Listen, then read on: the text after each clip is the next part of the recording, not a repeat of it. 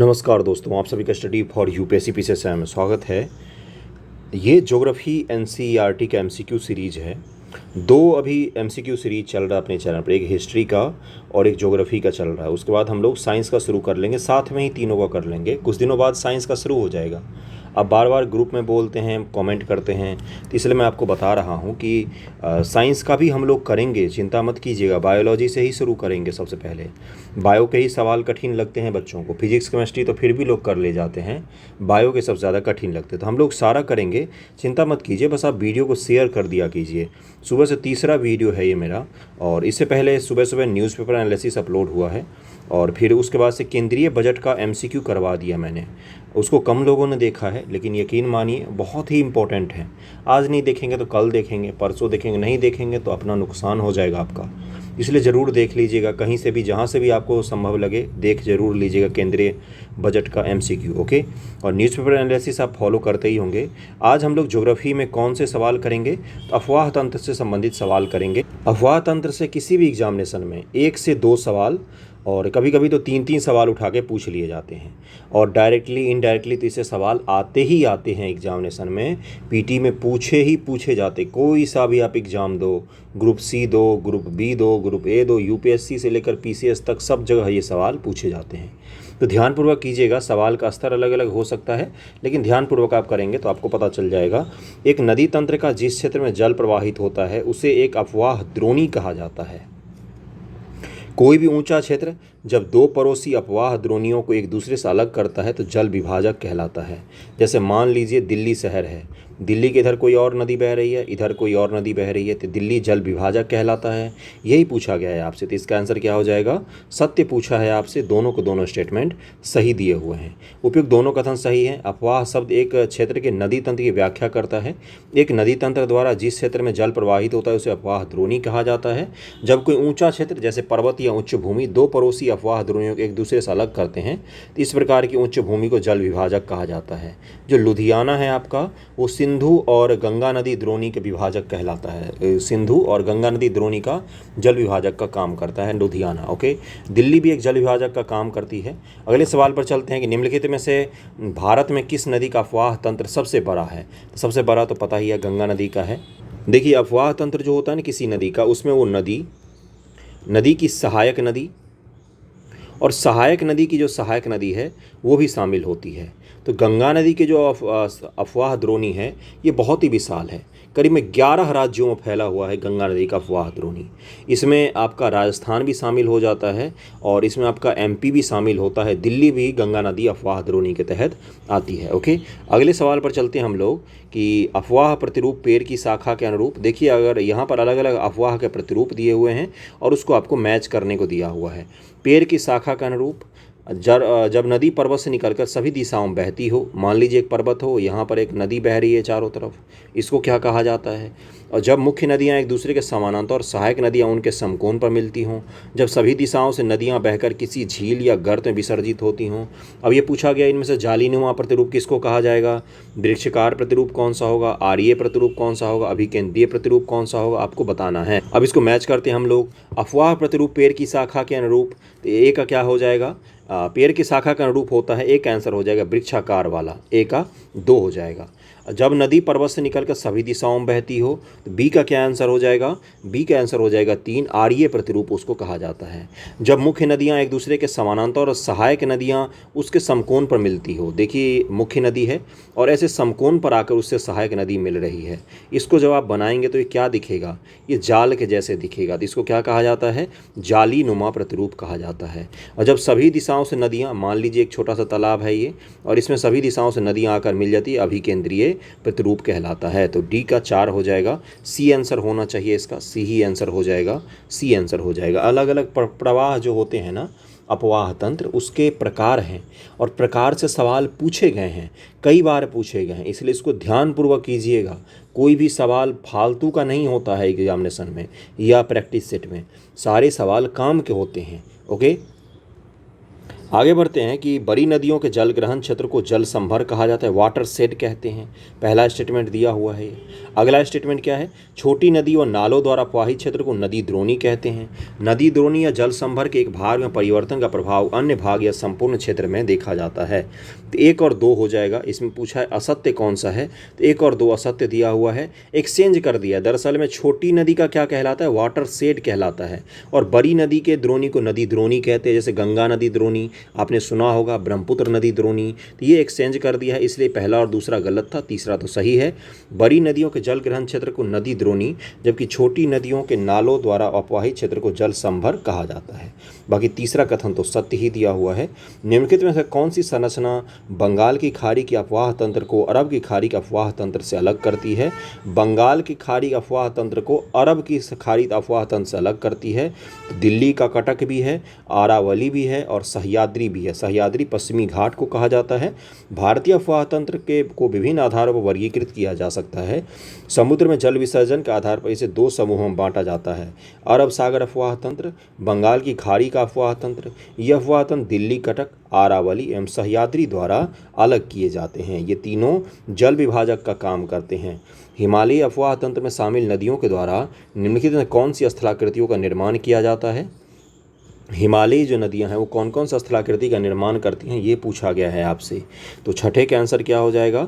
इसका आंसर हो जाएगा वो भी आकार की घाटी बनाती हैं, छिविकाएँ भी बनाती हैं, समतल घाटी भी बनाती हैं, डेल्टाई मैदान भी बनाते हैं, गुम्फित वाहिकाएँ भी बनाती है। जो अफवाह तंत्र होते हैं, हिमालय से निकलने वाली नदियाँ जो होती हैं वो सभी कुछ करती हैं, जो आपको बताया मैंने इनमें। ओके, अगले सवाल पर हम लोग चलते हैं कि हिमालयी नदियों के संदर्भ में नीचे दिए गए कथनों पर विचार कीजिए। यहाँ की नदियाँ बारहमासी होती हैं, सही है ये नदियाँ मैदानी क्षेत्रों में सर्पाकार मार्ग बहती हैं तथा अपना रास्ता बदलती रहती हैं। हिमालयी नदियों की घाटियाँ चौड़ी एवं उथली होती हैं। 1 और 2 हो जाएगा।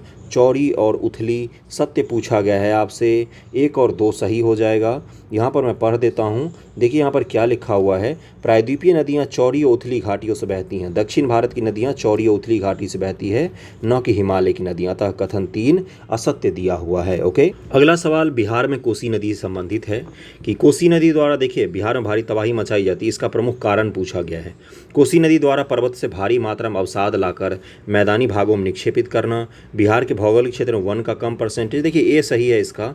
बहुत सारा गाद ले आती है कोसी नदी और उसको जमा कर देती है, अपना ही रास्ता ब्लॉक करके रास्ता बदल लेती है, तो इसके कारण ज़्यादा विनाश होता है कोसी नदी के कारण। ओके, तो इसका आंसर ए हो जाएगा। हिमालय पर्वत श्रृंखला किन दो श्रेणियों के बीच सिंधु नदी अववाहित होती है? तो आपको बताया था मैंने, लद्दाख, जास्कर, इन दोनों के बीच से सिंधु नदी प्रवाहित होती है। देखिए कौन कौन सा श्रेणी है, तो काराकोरम, लद्दाख, जास्कर, पीर पंजाल और धौलाधर। धौलाधर सबसे नीचे आ गया, इसको जरूर ध्यान में रखिएगा। लद्दाख और जास्कर के बीच से सिंधु नदी बहती है। ओके, लेह जैसा शहर जो है वो सिंधु नदी के तट पर ही स्थित है। सिंधु नदी का उद्गम तिब्बत क्षेत्र में कैलाश पर्वत श्रेणी में बोखरचू के निकट एक हिमनद से होता है। तिब्बत में सिंगी खम्बान अथवा शेरमुख कहते हैं इसको। लद्दाख व जास्कर श्रेणियों के बीच यह नदी उत्तर पश्चिम दिशा में बहती हुई लद्दाख के बल्तिस्तान से गुजरती है। लद्दाख श्रेणियों को काटते हुए नदी जम्मू और कश्मीर में गिलगित के समीप एक दर्शनीय महाखड्ड का निर्माण करती है। ओके, अगले सवाल पर चलते हैं। निम्नलिखित में से सिंधु की कौन सी सहायक नदियां सुलेमान श्रेणियों से निकलती है? सिंधु की सहायक नदी सुलेमान श्रेणी कहाँ पर है? तो पाकिस्तान का पश्चिमी भाग में, उत्तर पश्चिम भाग में है सुलेमान श्रेणी। तो वहाँ से कौन कौन सी नदी निकलती है? तो इसका आंसर हो जाएगा 1, 2 और 5। देखिए आपको नहीं पता होगा, गोमल, तोची और विवोआ, ये 3 नदी ऐसी है जो कहाँ से निकलती है? सुलेमान श्रेणी से निकलती है। अगर आपको नुब्रा घाटी याद होगा तो अगर आप नुब्रा को काटेंगे तो ये ऑप्शन आपका कट जाएगा। उसके बाद से आपने पढ़ा होगा अगर कि भाई कि शोक नदी भी नहीं हो सकती है, क्योंकि शोक तो इधर बहती है अपने उत्तर के भाग में, तो शोक को भी अगर आप काट देते तो तीसरा भी कट जाता और आसानी से आप 1, 2, 5 आंसर निकाल सकते थे। ओके, अगले सवाल पर चलते हैं। देखिए यहाँ पर लिखा हुआ, पहले इसको मैं पढ़ देता हूँ। सिंधु की बहुत सी सहायक नदियाँ हिमालय पर्वत से निकलती है। श्योक, गिलगित, जास्कर, हुंजा, नुब्रा, सिगार, ग्रास्टिन और द्रास, ये सब अलग अलग नदियाँ हैं जो सिंधु की सहायक नदी है। निम्नलिखित में से कौन से कथन सत्य हैं? भारत में सिंधु नदी जम्मू कश्मीर और पंजाब राज्य में बहती है। चेनाब सिंधु की सबसे बड़ी सहायक नदी है। 11 का आंसर क्या हो जाएगा? इसका आंसर हो जाएगा केवल और केवल 2 सही है। सिंधु नदी भारत में केवल जम्मू कश्मीर राज्य के लेह जिले में बहती है। अब ये किसमें राज्य आ जाएगा? जम्मू कश्मीर नहीं, लद्दाख के लेह जिले में बहती है। ओके, आगे सिंधु नदी बल्तिस्तान तथा गिलगित से बहते हुए अटक में पर्वतीय क्षेत्र से प्रवेश बाहर निकलती है। सतलुज, ब्यास, रावी, चेनाब, झेलम आपस से मिलकर पाकिस्तान के मिठानकोट में ये सभी सिंधु नदी से मिल जाती है। एनसीईआरटी के सारे फैक्ट हैं। अगर आपको इंपॉर्टेंट नहीं लग रहे हैं तो मैं आपको क्या ही बोलूँ सवाल, लेकिन काफ़ी सारे यहाँ से पूछे जाते हैं। काफ़ी सारे जो भी आप एग्ज़ाम देंगे पीसीएस, यूपीएससी, सवाल इनमें से ज़रूर पूछे जाएंगे। इसलिए कि एक सवाल को ध्यानपूर्वक कीजिए और वीडियो को शेयर कर दिया कीजिए। सिंधु की विभिन्न सहायक नदियाँ और उनके उद्गम स्थल संबंध में नीचे दी गई सूची को आपस में मिलाना है। कौन सी सिंधु की सहायक नदी कहाँ से निकलती है, इसको मैच कीजिए। सबसे पहला कौन सा है? झेलम। झेलम कहाँ से निकलती है? इसका आंसर हो जाएगा झेलम बेरीनाग झरना से निकलती। 1 का 2 हो जाएगा। 1 का 2 देखिए एक ही में दिया हुआ है। रावी कहाँ से निकलती है? तो ये निकलती है रोहतांग दर्रे के पश्चिम से। ब्यास कहाँ से निकलती है? तो ये निकलती है आपका ब्यास कुंड से ही निकलती है। सतलुज कहाँ से निकलती है? तो ये निकलती है राक्षस ताल से।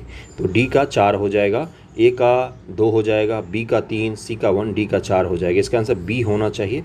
देखते हैं कौन सा आंसर दिया हुआ है। बी ही दिया हुआ है। ओके, अगले सवाल पर चलते हैं क्योंकि अब सब तो मैंने बता ही दिया। देखिए एक चीज़ मैं दिखाता हूँ। सतलुज नदी तिब्बत में स्थित मानसरोवर के निकट राक्षस ताल के झील से निकलती है, जहाँ इसे लॉन्गचेन खम्बाब के नाम से जाना जाता है। इसको ज़रूर ध्यान में रखिएगा, ये एनसीईआरटी में फैक्ट दिया हुआ है। आपसे पूछ लिया जाएगा निम्न में से किस नदी को लॉन्गचेन खम्बाब के नाम से जाना जाता है, और आप अगर वहाँ पर नहीं बता पाते हैं तो ये फिर थोड़ा सा अगले सवाल पर चलते हैं। अब छोड़ो। सिंधु नदी तंत्र के संबंध नीचे दिए कथनों पर विचार कीजिए। सिंधु नदी की सहायक नदी ब्यास कुल्लू घाटी से गुजरती है। जम्मू कश्मीर में अवस्थित डल झील झेलम नदी पर अवस्थित है। तो 13 का आंसर क्या हो जाएगा? 13 का आंसर हो जाएगा केवल पहला सही है, क्योंकि देखिए यहाँ पर क्या लिखा हुआ, सिंधु की सहायक नदी ब्यास रोहतांग दर्रे के निकट ब्यास कुंड से निकलती है। यह नदी कुल्लू घाटी से गुजरती है और धौलाधर सैनिकों में काती और लरांगी में महाखड्ड का निर्माण करती है। झेलम नदी पर वूलर झील स्थित है, न कि डल झील स्थित है। वूलर झील स्थित है। वूलर मीठे पानी की झील है। पिछले बार भी इससे बीपीएससी में सवाल पूछा गया था, ध्यान रखिएगा इसको। सिंधु नदी तंत्र में शामिल नदियों का उत्तर से दक्षिण की ओर क्रम लगाइए। सिंधु, झेलम, चिनाब, रावी, ब्यास, सतलज, ऐसे ही क्रम है। तो झेलम, चिनाब, रावी, सतलज और यही इसका क्रम हो जाएगा। ब्यास का तो जिक्र ही नहीं था, सी आंसर हो जाएगा। यह नदी चंद्रा और भागा 2 सरिताओं के मिलने से बनती है। ये सरिताएं हिमाचल प्रदेश के केलांग के निकट तांडी में आपस में मिलती हैं, इसलिए इसे चंद्रभागा के नाम से भी जाना जाता है। किस नदी को इनमें से चंद्रभागा के नाम से जाना जाता है बताइए? बहुत ही अच्छा सवाल है। 4 से देखिए किसका नाम है, इसमें ट्रिक बता रहा हूँ, याद हो जाएगा। चेनाब नदी का नाम है चंद्र और भागा भी। इसका आंसर क्या हो जाएगा? डी हो जाएगा 15 का चंद्रभागा। चेनाब नदी चंद्र और भागा 2 सरिताओं के मिलने से बनती है, जिससे आगे चंद्रभागा के नाम से जाना जाता है। चेनाब नदी सिंधु की सबसे बड़ी सहायक नदी है। इस लाइन को जरूर ध्यान में रखिएगा, रट लीजिएगा। भाखड़ा नांगल परियोजना अवस्थित है कहाँ पर? ये सतलुज नदी पर स्थित है भाखड़ा नांगल परियोजना। ओके, अगले सवाल पर चलते हैं कि गंगा नदी का उद्गम स्रोत कौन सा है? तो ये है गंगोत्री हिमनद से निकलती है गंगा नदी। गंगा नदी उत्तराखंड राज्य के उत्तरकाशी जिले में गोमुख के निकट हिमनद से 3900 मीटर की ऊंचाई से निकलती है। अपनी द्रोणी और सांस्कृतिक महत्व की दृष्टि से यह भारत की सबसे महत्वपूर्ण नदी है। भागीरथी और अलकनंदा नदी का संगम किस जगह पर होता है? तो देवप्रयाग नामक खूबसूरत जगह है जहाँ पर इनका संगम होता है। अलकनंदा का उद्गम स्रोत बद्रीनाथ के ऊपर सतोपथ हिमनद है। ओके, देवप्रयाग के ऊपरी गंगा नदी को भागीरथी कहा जाता है। देवप्रयाग में अलकनंदा के मिलने के पश्चात इसे गंगा के नाम से जाना जाता है। गंगा और यमुना नदी प्रयाग इलाहाबाद में एक दूसरे से मिलते हैं। देश में कुल 10 प्रयाग हैं, जिसमें प्रयागराज किसको कहा जाता है? तो इलाहाबाद को कहा जाता है, क्योंकि गंगा की सबसे बड़ी सहायक नदी यमुना वहीं पर आकर उससे मिलती है। ओके, अगले सवाल पर चलते हैं। गंगा नदी तंत्र के सबसे संबंध में नीचे दिए कथनों पर विचार कीजिए। गंगा नदी मध्य या लघु हिमालय को काटकर तंग महाखड्डों से होकर गुजरती है। गंगा नदी हरिद्वार के पास पर्वतीय भाग को छोड़कर मैदानी भाग में प्रवेश करती है। पीरम द्वीप के समीप यह नदी बंगाल की खाड़ी में जा मिलती है। तो 19 का आंसर क्या हो जाएगा? 19 का आंसर हो जाएगा डी। केवल और केवल 3 असत्य है इसमें, बाकी 1 और 2 सही दिया हुआ है। ओके, अब तीसरा असत्य है, इसको देख लेते हैं क्या कह रहा है ये। कथन 1 और 2 सत्य हैं। उत्तराखंड राज्य के उत्तरकाशी जिले में गोमुख के निकट गंगोत्री हिमनद से निकलने वाली गंगा और हरिद्वार के पास ये मैदान में आती है। गंगा नदी सागर द्वीप के निकट, कौन से द्वीप? सागर द्वीप के निकट बंगाल की खाड़ी में गिरती है। पीरम द्वीप खंबात की घाटी के पास अरब सागर में स्थित है। पीरम द्वीप किस सागर के पास है? तो बंगाल की खाड़ी में नहीं स्थित होकर ये अरब सागर में खंबात की खाड़ी के पास में स्थित है पीरम द्वीप। और सागर द्वीप है जहाँ पर गंगा नदी बंगाल की खाड़ी में मिल जाती है। गंगा की सहायक नदियों में से किन नदियों का उद्गम स्थित नेपाल में है? नेपाल में कौन कौन सी नदियां हैं जो उद्गमित होती हैं इनमें से? रामगंगा, कोसी, घाघरा, गंडक, शारदा। बताइए कौन सा आंसर हो जाएगा? तो 1 2 3 1 3 4 5 हो जाएगा। दूसरा रामगंगा ने गलत दिया हुआ है, दूसरा को आप एलिमिनेट कर सकते थे आसानी से। गंगा के प्रमुख सहायक नदियाँ जो नेपाल हिमालय से निकलती हैं घाघरा, गंडक, कोसी हैं। घाघरा नदी तिब्बत के पास स्थित मापचांचुंग हिमनद से निकलकर नेपाल बहने के बाद भारत प्रवेश करती हैं। इसके बाद ये अपनी सहायक नदी शारदा, काली या काली गंगा का जल लेकर छपरा के निकट गंगा में विलीन हो जाती है। और रामगंगा कहाँ से निकलती है? तो ये उत्तराखंड में एक जगह है जहाँ से निकलती है रामगंगा।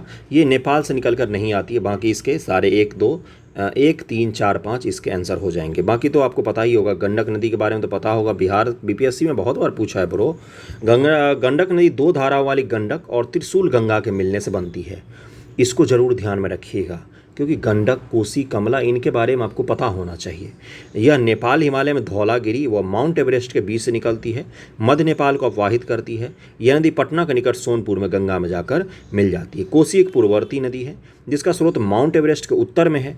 पूर्ववर्ती नदी क्या होता है? माउंट एवरेस्ट के भी उत्तर में, हिमालय के पीछे वाले भाग में उसका स्रोत है, जहाँ इसकी मुख्य धारा अरुण निकलती है। शारदा नदी या सरयू नदी का उद्गम नेपाल हिमालय में मिलाम हिमनद से होता है, जहाँ इसे गौरी गंगा के नाम से जाना जाता है।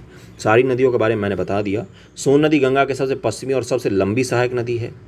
महानंदा गंगा की एक महत्वपूर्ण सहायक नदी है जो गंगा के बाएं तट पर मिलने वाली अंतिम सहायक नदी है। 21 का आंसर क्या हो जाएगा? कि पहला तो गलत ही है। सोन नदी गंगा के सबसे पश्चिमी और सबसे लंबी सहायक नदी आपको लगता है? बी आंसर हो जाएगा, पहला गलत दिया हुआ है। अब पढ़ लेते हैं एक्सप्लेनेशन इसका कि यमुना गंगा की सबसे पश्चिमी और सबसे लंबी सहायक नदी है। कौन है? यमुना है सबसे पश्चिमी और सबसे लंबी सहायक नदी, ना कि सोन। बाकी दूसरे के बारे में पता है आपको। निम्नलिखित कौन सी यमुना की सहायक नदियाँ हैं? तो आपको पता ही होगा, सिंध, केन, बेतवा, चंबल, हिंडन, ये सभी यमुना के सहायक नदियां हैं। ओके, और भी कुछ यहाँ पर नदियां हैं, देखिए। चंबल, सिंध, बेतवा, केन, हिंडन, रिंद, सेंगर और वरुण, ये सभी किसकी सहायक नदी हैं? तो ये सभी के यमुना की सहायक नदी हैं। निम्न में कौन सा कथन सत्य है? यमुना का अधिकतर सहायक नदियाँ विंध्याचल और कैमूर पर्वत श्रेणियों से निकलती हैं। बनास चंबल की एकमात्र मुख्य सहायक नदी है जो विंध्याचल पर्वत श्रेणी से निकलती है। चंबल नदी अपने उत्खात वाली भू आकृति के लिए फेमस है। उत्खात वाली भू आकृति क्या होता है? मिट्टी के बड़े बड़े ऐसे उत्खात रहते हैं, बीच में खाली जगह रहता है, इसी में डाकू लोग रहते थे। इधर कौन खड़ा है, इधर वाले आदमी को पता भी नहीं होता था, उसी को उत्खात भूमि कहा जाता है। अब इसका आंसर देखते हैं क्या दिया हुआ है। इसका आंसर दिया हुआ 1 और सी, 3 सही है, दूसरा गलत दिया हुआ है। ओके, पढ़ते हैं क्या दिया हुआ है। यमुना की अधिकतर सहायक नदियों का उद्गम विंध्याचल और कैमूर पर्वत श्रेणी से होता है, जैसे चंबल, सिंध, बेतवा, केन। ओके, चंबल नदी मध्य प्रदेश के महू जनपावा पहाड़ी के पास, देखिए क्या लिखा हुआ है, जनपावा पहाड़ी के पास निकलती है और उत्तरमुखी होकर एक महाखंड बनाती हुई राजस्थान में कोटा पहुंचती है, जहां पर इस पर गांधी सागर बांध बनाया गया है। चंबल नदी अपनी उत्खात भूमि वाली भू आकृति के लिए प्रसिद्ध है, जिसे चंबल का खड या बीहर कहा जाता है। बनास जो कि चंबल की एकमात्र मुख्य सहायक नदी है, आरावली पर्वत से निकलती है, इसलिए कथन 2 गलत दिया हुआ था। ये कहाँ से निकलती है बनास? ये आरावली पर्वत श्रेणी से निकलती है। पूरा नदी आपका रिवीजन हो जाएगा। पता नहीं बच्चे पसंद क्यों नहीं करते एमसीक्यू सीरीज। निम्नलिखित में कौन सी गंगा की सहायक नदियां हैं? गंडक, रामगंगा, वेनगंगा, सोन। तो इसमें से रामगंगा को अगर आप काट देंगे तो इसका आंसर निकल आएगा। सॉरी, रामगंगा काटेंगे क्यों? यहाँ पर गंगा की सहायक पूछा है। पिछले बार सवाल में था कि नेपाल से कौन सी नदी निकलती है, तब रामगंगा को काटना था।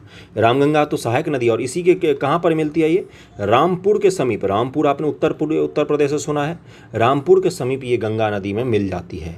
सबसे पहली सहायक नदियों में से एक है जो ऊपर की तरफ से आकर मिलती है। गंगा की प्रमुख सहायक नदियों में से आती है रामगंगा।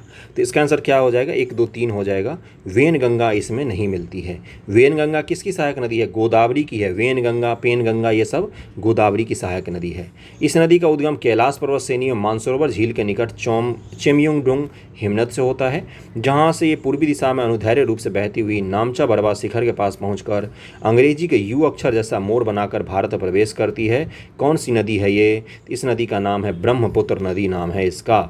ओके, क्लियर हो गया। इसको देखिए यहाँ पर क्या लिखा हुआ है। यहाँ अरुणाचल प्रदेश में इसको दिहांग नाम से जाना जाता है। ओके, अगले सवाल पर चलते हैं। निम्न से कौन सी नदियां ब्रह्मपुत्र की सहायक नदी है? रांगसांगपो, दिबांग, लोहित, मानस। तो इसका आंसर क्या हो जाएगा? ये सभी ब्रह्मपुत्र की सहायक नदियां हैं। रांगसांगपो, दिबांग, लोहित और मानस ये सभी ब्रह्मपुत्र की सहायक नदियां हैं। तिब्बत की रांगसांगपो ब्रह्मपुत्र नदी के दाहिने तट पर मिलने वाली एक प्रमुख सहायक नदी है। हिमालय के गिरिपथ में यह सीसांग के नाम से निकलती है। दक्षिण पश्चिम दिशा में बहते हुए इसके बाएं तट पर इसकी प्रमुख सहायक नदियां दिबांग या सिकांग और लोहित मिलती हैं। असम घाटी में अपनी 750 किलोमीटर की यात्रा में ब्रह्मपुत्र में बहुत सी सहायक नदियां आकर मिलती हैं। इसके बाएं तट की प्रमुख सहायक नदियां बूढ़ी दिहांग, धनसरी और कलांग हैं, जबकि दाएं तट पर मिलने वाली महत्वपूर्ण सहायक नदियों में सुबनसिरी, कामेंग, मानस व संकोच शामिल है। ओके, अगले सवाल पर चलते हैं। देखिए यहाँ पर क्या लिखा हुआ है, एक और लाइन। सुबनसिरी जिसका उद्गम तिब्बत में है, एक पूर्ववर्ती नदी है। बार बार मैं कह रहा हूँ पूर्ववर्ती नदी। यूपीपीसीएस ने पूछा निम्न से कौन सी पूर्ववर्ती नदी? पूर्ववर्ती नदी वो है जो हिमालय के भी पीछे वाले भाग से बहकर आती हो।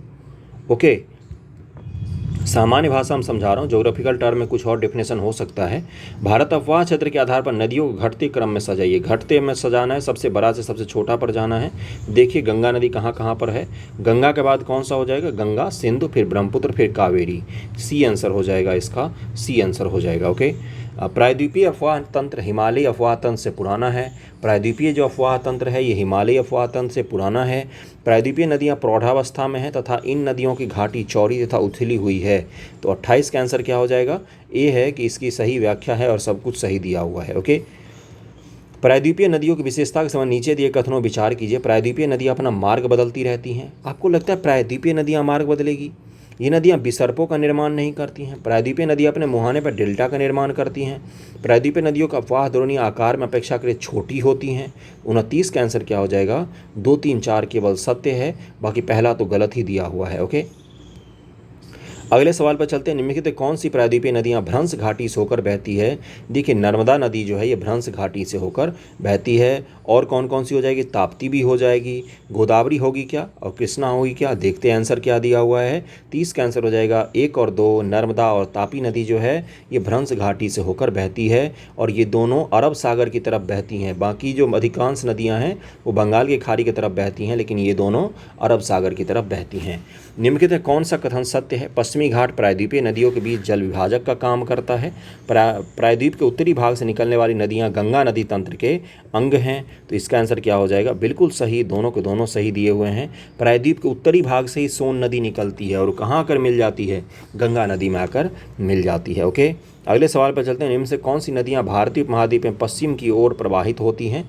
पश्चिम की ओर प्रवाहित होती हैं, ये भारत है, इधर प्रवाहित होती हैं, ये पूछा गया है।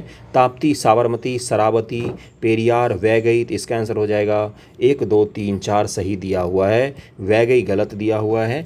वैगई के बारे में देखते हैं यहाँ पर क्या दिया हुआ है। वैगई जो है, वैगई वो तमिलनाडु में पूर्व की ओर बहने वाले एक महत्वपूर्ण नदी है। बाकी सब के बारे में तो आपको पता ही होगा। थोड़ा सा ब्लर हो गया यहाँ पर, बहुत कोशिश करता हूँ मैं अच्छा फ़ोटो खींचूँ इसका, लेकिन हो ही नहीं पाता है। यह नदी अगले सवाल पर आ गई। यह नदी दक्षिण में, वो छोड़ दिया, ब्लर बहुत ज़्यादा है। यह नदी दक्षिण सतपुरा, उत्तर विंध्याचल श्रेणियों के मध्य भ्रंश घाटी से बहती है। दक्षिण में सतपुरा, उत्तर में विंध्याचल, बीच से बहती है नर्मदा नदी। उत्तर में सतपुरा और दक्षिण में सतमाला, बीच से बहती है ताप्ती नदी। दोनों क्लियर हो गया होगा? दोनों क्लियर, दोनों नदी के बारे में पता चला। दोनों भ्रंश घाटी से बहती, इसी को भ्रंश घाटी कहा जाता है। सतपुरा और विंध्याचल के बीच से कौन सी निकलती है? नर्मदा नदी निकलती है। तो ये नदी कौन सी है? तो ये नदी है नर्मदा, जिसका ध्यान रखेंगे। नर्मदा नदी का उद्गम अमरकंटक पहाड़ी के अमरकंटक से ही निकल, जहाँ से सोन निकलती वहीं से नर्मदा भी निकलती है।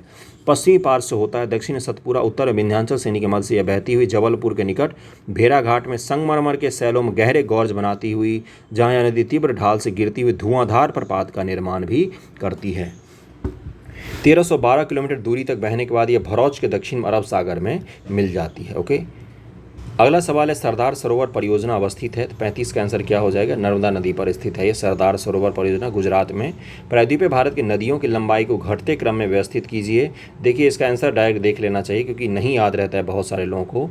सबसे लंबी हो जाएगी गोदावरी, फिर कृष्णा, फिर आपका आ जाएगी नर्मदा, फिर कावेरी। इसको ध्यान में रखिएगा। गोदावरी तो दक्षिण भारत की सबसे लंबी नदी है, उसके बाद से कृष्णा आ जाएगा, तो 2 और 3 एक साथ ही आएंगे। उसके बाद से नर्मदा, फिर कावेरी नदी आ जाएगी। तीनों की लंबाई कावेरी की कितनी है? 800 किलोमीटर, नर्मदा 1312, कृष्णा 1401, गोदावरी 1450। 65 किलोमीटर है। गंगा 25-25 है, गंगा की लंबाई कितनी है 2525 किलोमीटर। निम्नलिखित में कौन सी नदियाँ गोदावरी की सहायक नदी है? तो अभी मैंने बताया था आपको, वर्धा हो जाएगा, उसके बाद से प्राणहिता और फिर मंजीरा। ब्राह्मणी किसकी सहायक नदी है? देखिए यहाँ पर क्या लिखा हुआ कि गोदावरी में अनेक नदियाँ आकर मिलती हैं, जैसे पूर्णा, वर्धा, प्राणहिता, मंजीरा, वेनगंगा, पेनगंगा, ये सभी किसकी सहायक नदी हैं? गोदावरी की सहायक नदी है। गोदावरी दक्षिण भारत में सबसे लंबी नदियों में से एक आती है, प्रायद्वीपीय भारत की। वैसे पवित्रता के आधार पर सबसे अच्छी नदी किसको मानी जाती है? तो कावेरी नदी को मानी जाती है। तमिलनाडु में बहती है ये, मुख्य रूप से कर्नाटक के ब्रह्मगिरी से निकलती है कावेरी। हैदराबाद के उत्तर पश्चिम में स्थित कृत्रिम जलकुंड निजाम सागर गोदावरी की एक सहायक नदी मंजीरा पर बनाया गया है। यहाँ के खूबसूरत उद्यान लोगों को अपनी ओर आकर्षित करते हैं। कावेरी नदी प्रायद्वीप की अन्य नदियों की अपेक्षा कम उतार चढ़ाव के साथ लगभग पूरे साल बहती है। और अगला क्या है? कावेरी नदी के अफवाह क्षेत्र के ऊपरी जलग्रहण क्षेत्र में दक्षिण पश्चिम मानसून गर्मी और निचले क्षेत्रों में उत्तर पूर्वी मानसून सर्दी से वर्षा होती है। कावेरी एकमात्र ऐसी प्रायद्वीपीय नदी है जो 12मासी है, उसको 2 मानसून से जलग्रहण मिलता है, 2 मानसून से उसको पानी मिलता है। तो देखिए क्या लिखा हुआ है, 38 का आंसर क्या हो जाएगा? इसका आंसर हो जाएगा ए, दोनों सही है और व्याख्या भी सही दिया हुआ है। 38 का आंसर हो जाएगा ए, सही है और व्याख्या भी दिया हुआ है। कावेरी मैंने क्या बताया, इसीलिए इसको इतना पवित्र मानते हैं क्योंकि ये 12मासी नदी है, 12 महीना बहती रहती है दक्षिण भारत में। निम्नलिखित में कौन सी कृष्णा नदी की सहायक नदी है? तो इसका आंसर हो जाएगा 1, 2, 3 मालप्रभा, तुंगभद्रा और भीमा है। ये कृष्णा नदी की सहायक नदी है।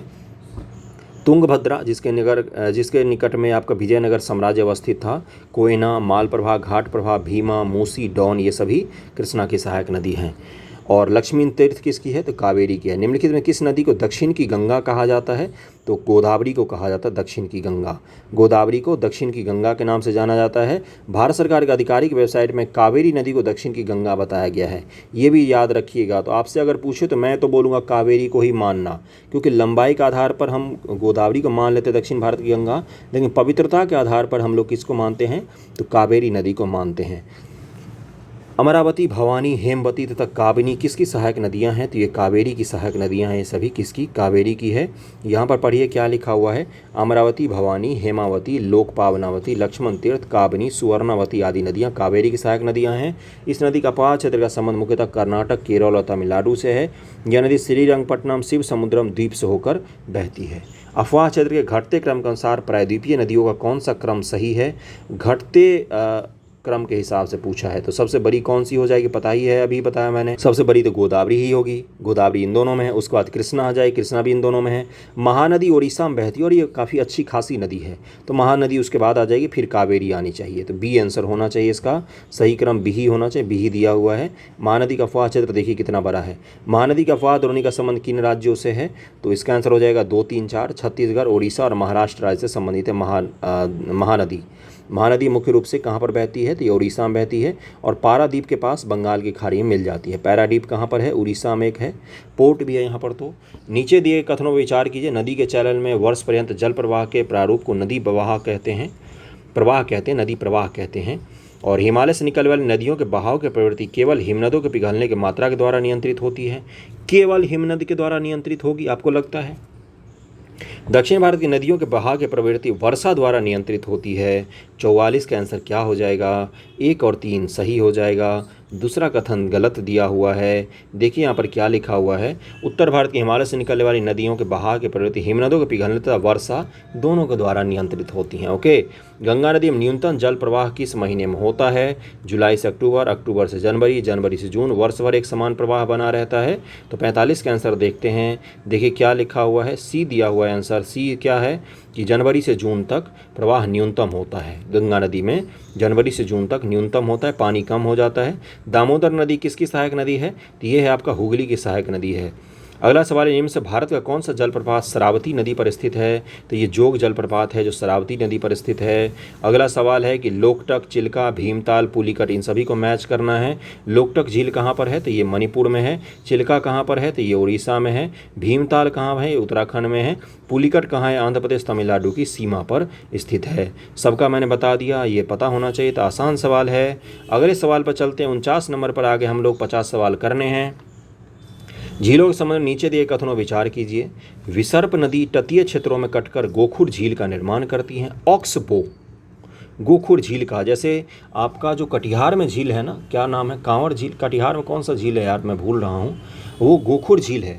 अभी कुछ दिन पहले ही वो चर्चा में भी आया था, देखो ना, अचानक से माइंड से स्लिप कर जाता है। स्पीट तथा बार रोधिका तटीय क्षेत्रों में लैगून का निर्माण करते हैं। तो 49 का आंसर क्या हो जाएगा, केवल और केवल ए सही है, ए गलत है, बाकी दूसरा सही दिया हुआ है। देखिए यहाँ पर क्या लिखा हुआ है कि विसर्प नदी बाढ़ वाले मैदानी क्षेत्रों में काटकर गोखुर मैदानी झील का निर्माण करते हैं। कटिहार बिहार जो है वो बाढ़ वाला क्षेत्र है, तो वहाँ पर निर्माण होता है, जबकि इसमें क्या दिया हुआ है कि तटीय क्षेत्र में गोखुर का निर्माण, तटीय में नहीं होता। उत्तर प्रदेश और बिहार में गोखुर झील का निर्माण हो सकता है। ओके, क्लियर हो गया ये चीज़। कटिहार के झील का नाम मुझे ज़रा बता दीजिए, मैं भूल रहा हूँ। ओके, कुछ समय पहले वो चर्चा में भी था। 50 नंबर आज का आखिरी सवाल पर हम लोग आ गए। अगले टॉपिक पे हम लोग क्या करेंगे, अगले वीडियो में हम लोग करेंगे जलवायु से सवाल। कैसा लगा वीडियो ज़रूर बताइएगा, शेयर कर दीजिए वीडियो को, जितना ज़्यादा लोग देखते हैं मनोबल एक बढ़ता है, नहीं तो बनाने का मन नहीं करता। मैं कुछ भी झूठ नहीं बोलता, आप लोगों से सच्चाई के साथ बता रहा हूँ। निम्न में कौन सा लैगून है, चिल्का झील, कोलेरू, पुलिकट और पेरियार। 1, 2, 3 इसका आंसर हो जाएगा, और 1, 2 और 3 हो जाएगा इसका आंसर। स्पिट या बार रेदिकार के द्वारा तटीय क्षेत्रों में निर्मित छिछली खारे पानी की झील लैगून कहलाती है। जैसे समुद्र है, लेकिन समुद्र से थोड़ा सा कट के बन गया यहाँ पर खारा पानी का झील, तो इसको क्या कहेंगे, लैगून कहा जाता है। पेरियार झील एक कृत्रिम झील है, लैगून नहीं है। पेरियार झील पेरियार नदी से जल प्राप्त करती है, और बाकी तीनों के तीनों क्या है, तो लैगून है। तो कैसा लगा वीडियो ज़रूर बताइएगा। 30 मिनट का वीडियो हो गया है। थैंक यू सो मच आप सभी का देखने के लिए।